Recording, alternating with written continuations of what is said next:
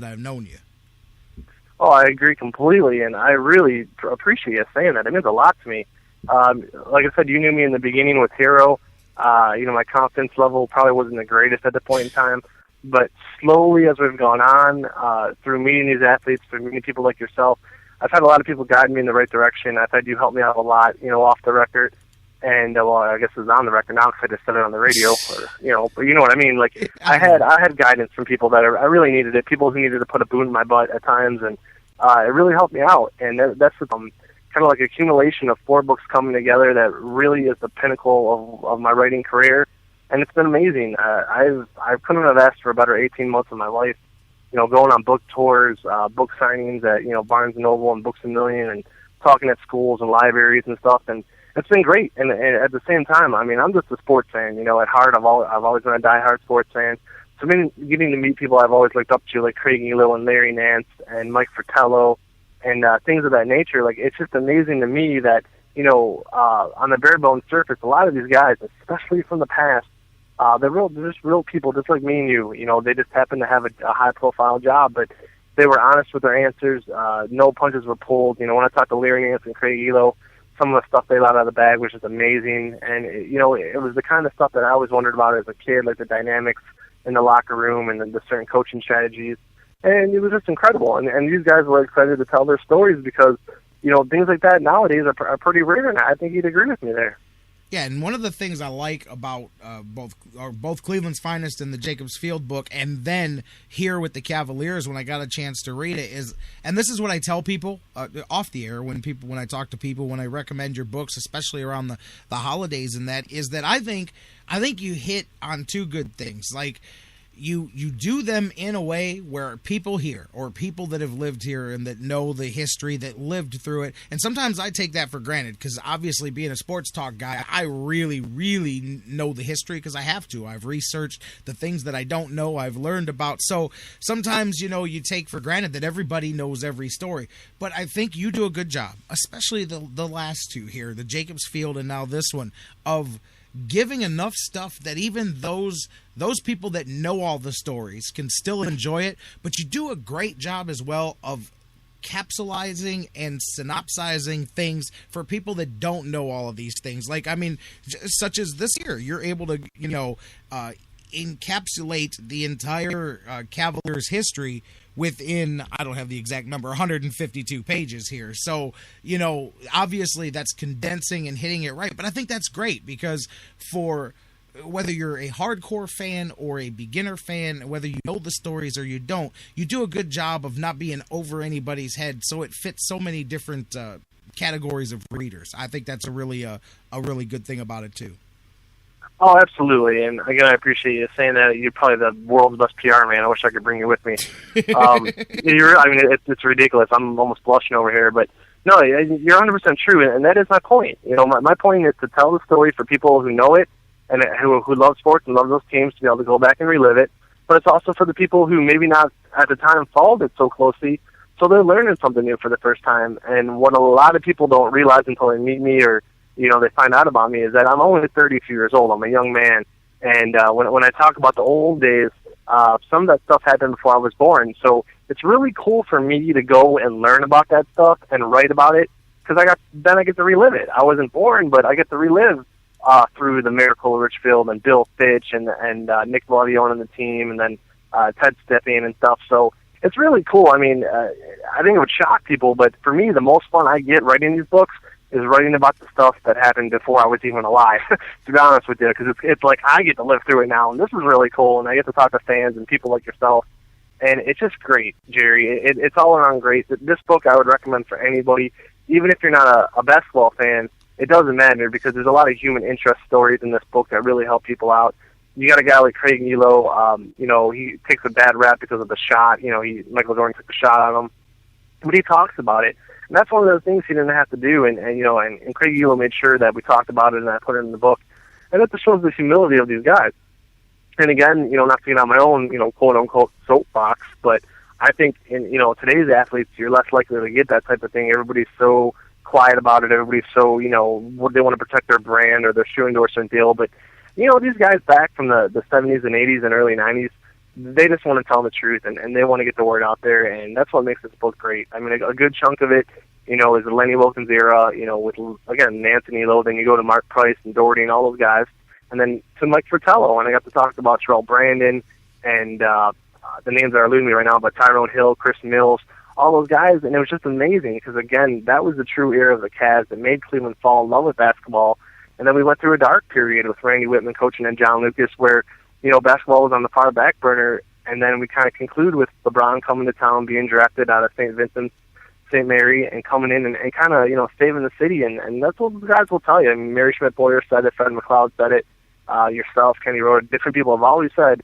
he kind of saved basketball in this town when we really needed it, and, his magical run and then him leaving, and then we've had the blessings of getting 3 number 1 draft picks, which we've now been able to turn into Kevin Love, so, in a way, it's almost like a Hollywood movie, and that's why this book is good for anybody, even if you're not a sports fan, because it really is a Hollywood script, and with the pictures are in there, it's a fast-moving book, and I would truly recommend it for any single person.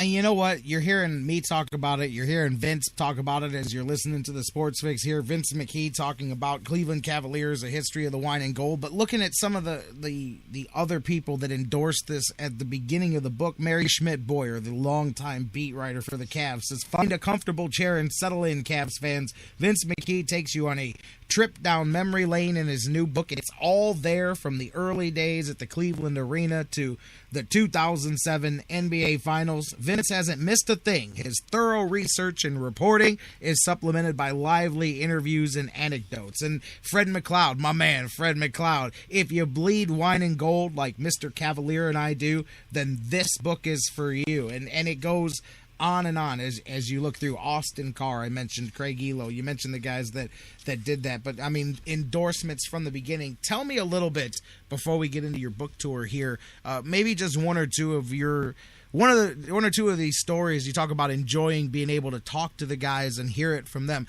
Give me one or two of the stories that you put in this book that you really enjoyed discovering about, perhaps you didn't know about, and learning about as you were putting the book together. Absolutely. I'll give you 2 good examples, one from a player and one from a media member. I'll start off with the player. Larry Nance was a guy as a kid who I was almost intimidated by because of his physical presence. He just looked like a grizzly veteran kind of guy. And when I finally met Larry, he was one of the nicest guys in the world. So it was a real eye-opener for me. It was one of the interviews I was actually kind of shaking while I was doing it because I was really, really nervous. But Larry Nance talking about the dynamic in the locker room, and these other stories we'll read, I never knew any of this stuff. They used to go fishing behind Mark Price's house. He had a pond in his backyard. They would talk for hours after every game. They'd sit around, BSing, playing cards, talking about their personal lives, to the point where their wives would have to come in the locker room and say, "Hey, guys, let's go. We want to get home." So things of that nature were just amazing to me, to not only the basketball stuff, which is great, and 98% of this book is basketball, and it's awesome. But when you get to hear the personal lives, again, Craig Elo, years after the shot, his son Austin went to a basketball camp that was ran by Michael Jordan. It was Michael Jordan's basketball camp. So by him getting to do that, he met Michael Jordan, and Michael Jordan made a point of telling Austin in front of everybody how good of a game, how good of a player his father Craig was, even in that one game that they lost with the shot. So getting to hear cool stories like that I never would have knew if I didn't do this book, that's awesome. And as far as the media goes, this might shock a lot of people, but I knew Sean Kemp kind of ate his way out of the league and everything. Oh, yeah. But when I talked to Mary Schmidt-Boyer, I didn't know how bad it was. I didn't know that they put him on some strict diet regimen that he blew off. I didn't know that the reason why he got so fat is because they went to the playoffs against the Pacers. They lost in 4 games, and then there was the strike. And I guess Sean Kemp had told Mike Fratello and Wayne Embry and everybody the reason why he got so far out of shape is because he thought they were never going to come back from the strike, and he said, "The heck with it. Why do I care about conditioning?" And stories like that I never knew were just so cool because, for me, I'm a sports junkie. I could tell you box scores, final scores, results of anything you want to know sports-wise, and that's all great. But you could look that stuff up on, Wikipedia or whatever, and you could find that out.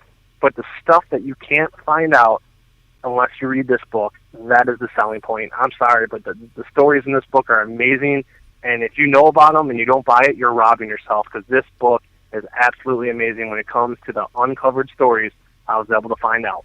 Absolutely, and some of the photographs that you gathered through here, and I like that too for all of your books. I like how you reach out. You know, it's easy to just go directly to the NBA or go directly to this guy or that guy and say, hey, can I buy some of your pictures? But I like how you reach out to people, fans, and say, hey, if you've got stuff, if you're willing to be a part of the book, I would use it. And you get some great shots. And sometimes they're different than the traditional because they may have been taken from a different vantage point. And even for the cover, you know, to encapsulate a couple of different eras. You know, good stuff, man. All around good stuff. And you did a great job. Matter of fact, the book is out, what is it, a week from today? A week from yesterday is when the book comes out. So I know you've got to be excited. You've got the book tour lined up here. And I'm already seeing, looks like about a dozen dates here that you've got scheduled. Talk to me a bit about the first one's tomorrow, right? You're going to be out there already pushing this thing. It's time to go to work. It is time to go to work. I had about a good 3 weeks off of changing diapers and spending time with my little daughter Maggie, which to me is the end-all, be-all. There's nothing better in the world than my daughter Maggie. But, yeah, it's time to get back to work tomorrow night. We invade Lakewood. We're going to be at the Lakewood Public Library on Detroit Road at 7 o'clock. I'm going to do a little speech, a little question and answer section, and then we have a book signing after that. And then we just hit the road. Saturday, we're going to be in Bedford Heights at the Bedford Heights Festival. The following week on September 20th, this is a big one, everybody out there in Radio Land. September 20th, we're going to be at the Fairview Books A Million from 1 o'clock to 3 o'clock. Earlier that day, I'll be back on TV. I'll be filming that morning at Brunswick Studios out in Brunswick to shoot an interview there. So it's going to be a packed day. September 27th, we're going to be at the Crocker Park Barnes & Noble. So if you want to come out, get a $17 cup of coffee and a $19 book, I'll revise it. But that's going to be September 27th, Barnes & Noble. Following weekend, October 4th, I'm going to be out at the Avon Costco from 12 to 2. October 11th, we got what they call in the wrestling industry, I know Jerry will know this term, we got ourselves a double shot. October 11th, it's going to be 12 to 2 at the Mayfield Costco. And then that night from 5 to 6 at a place called Max Backs. And Max Backs is out on Coventry Road by right past Little Italy. And it's right next to the Mongolian Barbecue and Big Fun. So come down that night, 5 to 6, get your book signed, and then go watch me and my wife and my daughter pig out at the Mongolian Barbecue. We'd love to have you at the table with us. And then the following week, I'm taking that weekend off, but October 24th and 5th, we'll be back at it again. Huron out there. So it's just a loaded schedule. We're happy to do it, and for me, it's a dream come true.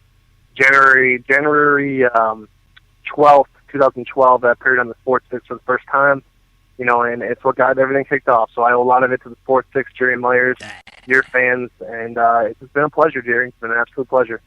Oh, we've only just begun, my friend. We've only just begun. Trust me. The next couple of weeks, I've got some things going down and changing here. And, of course, hey, by the way, guys, later on this month, I definitely want to get you back on as we kick off training camp, and we'll talk about this again. But I wanted to get you on before you even got started with the role. But we're going to keep it moving on both ends, man. I'm with it. I'm proud of you, watching your success, watching you grow. Man, Charles in the chat room wants to know when you're bringing a book signing down to North Carolina, my man, or South Carolina. So when are you taking the road, man? When are you hitting the road?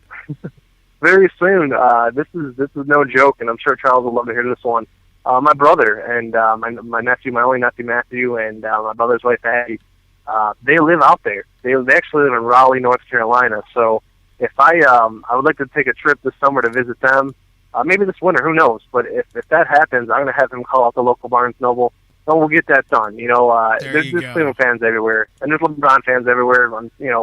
That is what it is. I'm not even going to get on my soapbox there. Now you got me saying the word soapbox over and over, but I'm not going to get on my soapbox about LeBron James right now. That's a call for a different day. But yeah, we'll take it down south for Charles. The History Press is out of South Carolina. You tell them we want to hit the Carolinas tour, man. A lot of Browns, Cavs, and Indians fans there. So, Vince, a lot of things going on. You start the book tour tomorrow at the Lakewood Library, main branch at 7 p.m. That's Thursday, September 11th, and then it rolls on. You've got the Bedford Art Festival this weekend and a whole lot more. In a couple of weeks, we'll catch back up with you, but the book officially goes on sale on the 16th, which is Tuesday. And again, I already said you can get it anywhere, but they can get it anywhere, right? Any bookstore, anywhere you can find books, Amazon.com. Go ahead. Yeah, anywhere you can find books. If you get